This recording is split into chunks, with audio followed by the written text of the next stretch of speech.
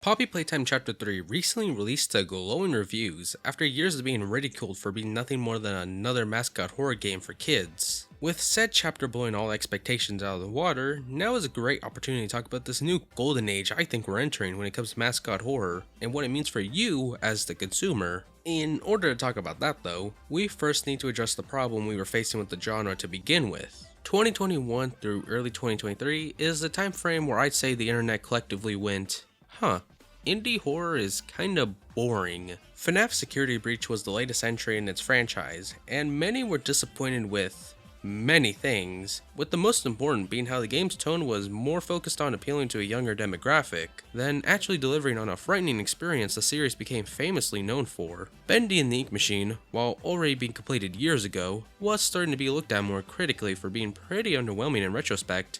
Hello neighbor. Obligatory joke here about the game sucking. Newcomers like Garten of BanBan really didn't help anyone out with anything besides YouTubers who like screaming when they see Hulk with a skin condition. There was also this game on Roblox called Rainbow Friends, which I'll be real, I couldn't even touch this one. So if you wanted a scary game around this time, you were out of luck, as the biggest franchises weren't providing, other indie horror games that came and went weren't as great as we remembered, and new ones weren't scratching that itch in the slightest. Okay, so we've identified there was a shift in target audience. Wonderful, here's a shovel because we gotta dig deeper and ask why the shift even happened. In 2014, when FNaF was still new, many YouTubers began uploading videos about it. Their audience, primarily kids, became interested in the series because their favorite creators were playing it. This may come as a surprise, but children are easily influenced. They tend to gravitate towards media older people enjoy, and FNaF was perfect for that. With this context in mind, let's think about it like this. Is it really the worst idea to make your product appeal to your main age demographic? I wouldn't say so. The problem, however, came from the fact this idea was tested 7 years later. The fandom by 2021 was older, and were wanting to see their favorite franchise grow up with them instead of going backwards. In Security Breach's defense, it was a different type of game, attempting to bring in a bigger audience, so if Steel Wool wanted the game to appeal to kids like the original did back in 2014, then that sorta makes sense. Except no, and here's why. FNaF was not created to appeal to kids. It was made because the creator, Scott Cawthon, wanted to create a genuinely scary game based on the criticism he received on his older works, and it just so happened to stick a landing with kids. Sure, Security Breach's plan of appealing to a wider audience worked, but that would have happened regardless of the game's tone, so if anything, deviating away from the series standard only broke the trust of longtime fans. Oh, you want proof that Security Breach would have done nearly as well even if the tone was darker? Literally look at this franchise! I could keep going, but you get the point. Intentional or not, FNaF SB caused a domino effect, making up-and-coming mascot horrors assume appealing to kids was the way to go. Prime example, Garten of BanBan. Do I need to explain anything? You know what the issues with this game are. You know every detail of how this affected the mascot horror community. This thing just wouldn't get off the internet for a good while, and there really wasn't much we could do about it, except not talk about it. So, instead of talking about BanBan more, we should talk about an indie horror game that came out beforehand and made everyone fall in love with the genre again. Bendy and the Dark Revival. Sorry Puppy Playtime, we're not quite there yet. You're still a joke to most people at this point in the story. Dark Revival was a project long thought cancelled, along with the series, as updates for anything were non-existent.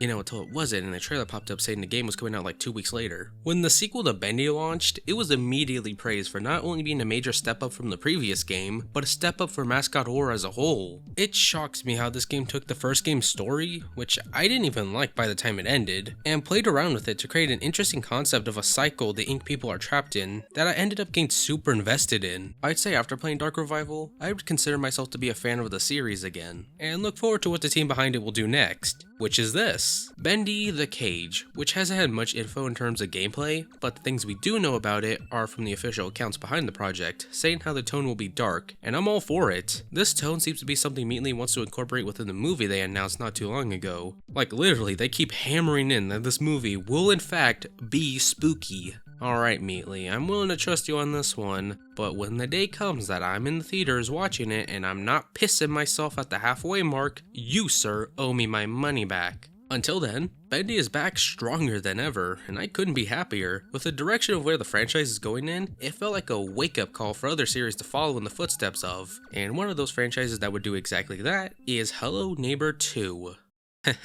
Obligatory joke here about the game sucking. What didn't suck, surprisingly, was being a FNaF fan in 2023. It seemed that Steel Wool had a long road ahead of them in order to restore the fate of those who were let down with Security Breach, and thankfully they didn't fail to deliver, as many claimed 2023 to be the Year of FNaF. It began in July with the DLC to Security Breach, giving us fans a more cohesive, scarier, and overall richer experience compared to the base game. You had the mexes being the driving fear factor throughout the experience, and I swear, they're like death to me. The stuff they did with the Vanny mask was such a novel concept, and a major highlight for me was the Glamrock Freddy chase sequence. However, the big one for a bunch of players was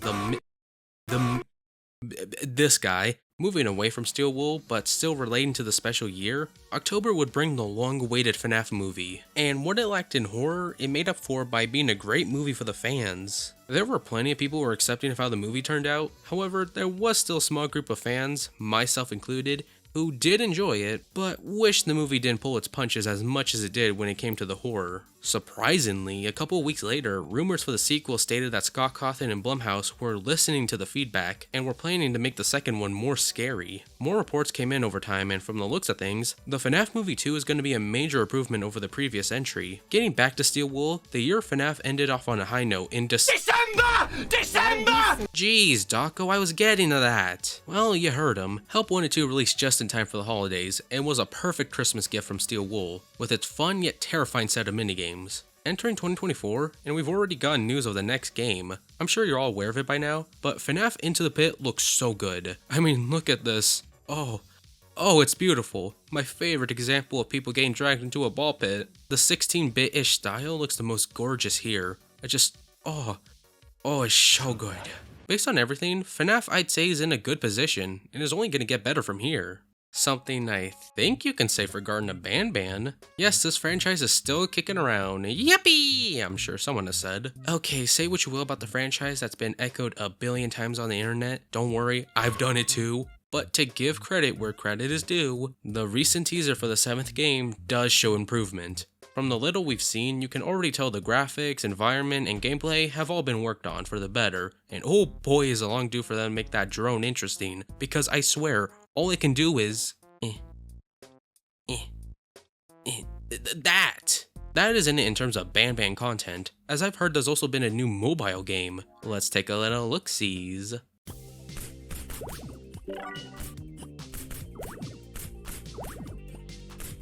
We are so back, y'all. Poppy Playtime, it's about time I've talked about this, kinda why I made the video in the first place. When the first 2 chapters released in 2021 and 2022 respectively, it was a mixed bag. On the one hand, you did have people who enjoyed the game, with its lore and characters, but on the other, there was talk of some shady stuff going on behind the scenes. It didn't really help that official merchandise for the game were NFTs, along with the fact the official YouTube channel did some Minecraft animations on the Poppy Playtime characters, making such classic videos as Poppy has a twin sister, Baby Longlegs' evil twin sister, the truth about Bunzo Bunny's twin sister.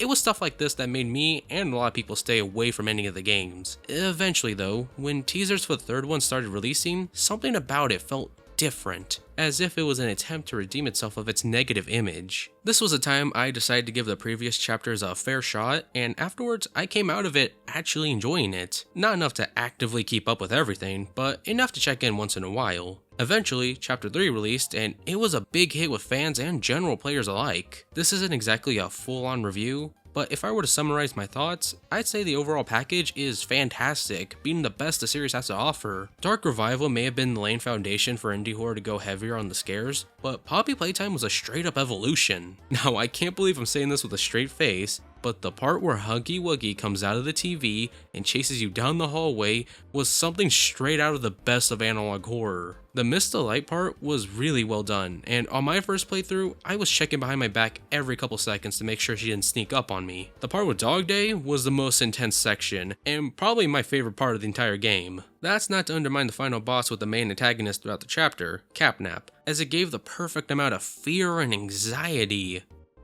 for Henry. I sucked at this part and was more mad the whole time. That's 100% on me though. On the promotional side, there was a whole ARG before the game's release that I didn't even know about until the making of this video. Honestly, it makes me wish I took part in the community more because looking at it, it reminds me a lot of the early ScottCawthon.com days. I can say now though, just like Bendy, I'm definitely going to keep an eye on the franchise. It's safe to say that last part is what many people are doing now, thanks to Mob Entertainment's stellar job of being able to change the public's opinion by creating a game that's everything you'd want out of an indie horror. That wasn't it though, because after Chapter 3, I did hear about some Roblox game happening. Now, I'd love to tell you all about it, but we know how that would end. So, after everything I've talked about, you might be wondering what this all means for you if you're a general enjoyer of Mascot horror. Well, if it wasn't obvious, there are amazing projects both already out and on the way. If 2023 was the year of FNaF, I'm willing to bet that 2024 will be the year for Mascot horror. I'd like to also add there are new indie horror games on the rise that are worth supporting. One in particular is Indigo Park. It seems to be about exploring an abandoned amusement park, and from the looks of the environment and characters, it could be another great titan for Mascot horror. I highly recommend checking out the trailers and videos of the project if any of the footage I'm showing right now piques your interest. Let me know what you all think of this. Do you think upcoming projects like Indigo Park, Into the Pit, and The Cage are great steps forward for the genre, or do you think everything is changing for the worse? Really, do let me know down in the comments because this is a topic I'm interested in and am genuinely curious to hear what other people have to say about it. While you're down there, why not subscribe? It would be pretty neato to reach 10,000 subscribers soon, so please help. Now, if I'm truly gonna end this video, I have to mention how to make 2024 the true year of Mascot horror, and that's by making Hello Neighbor 3. A obligatory joke here about the game. It's like, hey, wait! This game doesn't even count!